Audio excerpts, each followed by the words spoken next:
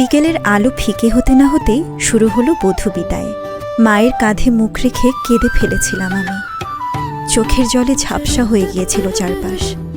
সেই মুহূর্তে বুঝেছিলাম প্রত্যেক মেয়ের জীবনে একদিন এমন ছোঁয়া আসে যেখানে ভালোবাসা আর বিচ্ছেদ একসাথে জায়গা নেয়।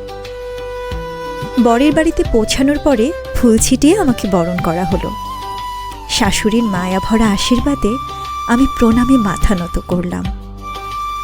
ঘরে ঢুকতেই পেলাম চারদিকে ছড়িয়ে আছে ফুল আর আতরের গন্ধ। বাসর ঘরের আলো ম্লান, কিন্তু মনটা উজ্জ্বল। ভারী মেকআপের নিচে ত্বক যেন ক্লান্ত। চালের গুঁড়ো আর অল্প পানি মিশিয়ে মুখে স্ক্রাব করলাম।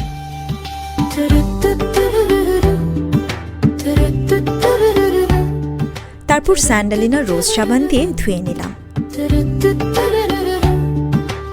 গোলাপের গন্ধে ত্বকটা পেয়ে গেল নতুন প্রাণ। মুখে যেন ফিরে এলো সেই প্রথম দিনের কোমল উজ্জ্বলতা। বিশেষ মানুষের সামনে বিশেষ মুহূর্তে স্যান্ডালিনা সাবানই আমাকে এনে দিয়েছিল আত্মবিশ্বাস। স্যান্ডেলিনা সো, রূপচর্চায় আভিজাত্য।